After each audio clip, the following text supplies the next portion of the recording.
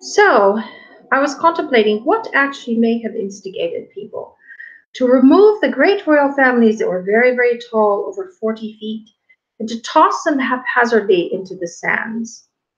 And if you look at what is missing, which is great archives of their jeweled collars and all of the different ornaments that they would have worn, missing from any museum, missing from any Earth's archive. We only have the smaller ones that are in the tour of the artifacts of King Tut and others. There's nothing that these great giants would have worn except for some solar disc-like type of designs that they may have been buried with, that they were then, the bodies were taken from their tombs and thrown into the sands, which is where they were found. Now,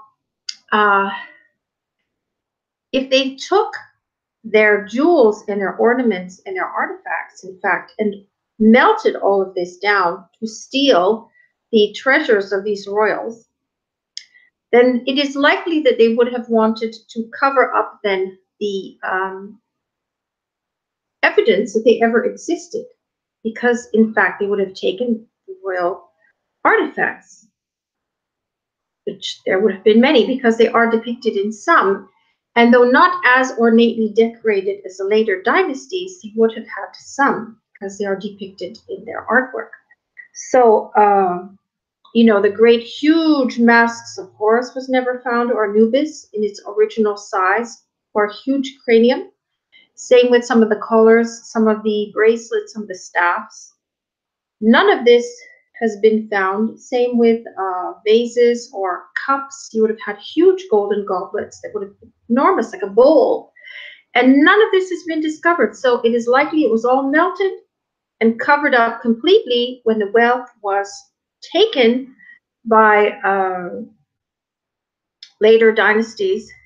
And they were replaced as if they never existed. In even Giza, there are much smaller statues. So all that remains were the huge, huge artifacts of the original tall gods, which I guess are inconclusive if you can't find their jewels.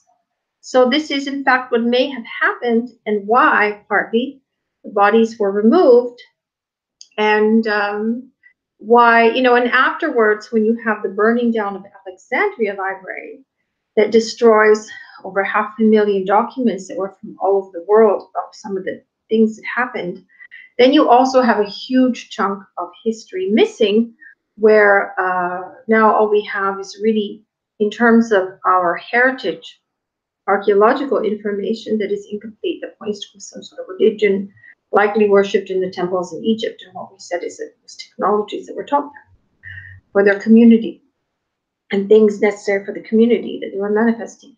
Also, they were education centers, not religious worship.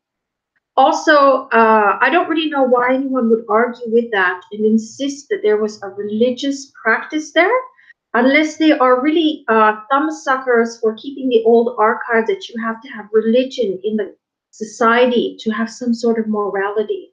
So I would like those people to ask themselves why they insist on this, instead of looking that maybe it was centers of education and study for people to learn how to wire things like a light bulb, which was mine as Hathor in my time then, which is what the initiation temple was. And I remember and wrote the movie from the memory and decoded things like the Great Sphinx, what was under there, all kinds of things. And it is on the Hathor page, part of it. So people who insist on religion, we're starting to question their sanity, why you would want to have incorrect information over science. The other thing is that there is no information about these great people who are so tall otherwise in the actual archives of their temples, where they wrote their story and depicted themselves as enormous, colossal statues. And there is proof of great giants upon the planet that were as tall as a statue. So who were they? They're not nomads that crawled in begging for food from small people. Likely they were the royal families that were found strewn after their golden artifacts were indeed melted down, taken, and the dynasties were replaced. This is where people have to reopen their eyes to actually see, instead of covering their eyes to what is mapped here from the rote history that is incorrect and other information that is incorrect, and move out of their comfort zone to have this corrected. It will happen eventually. All you have to do is a bit more research, and I've given them some topics that they might be able to use to help correct what is incorrect in fact. Thank you.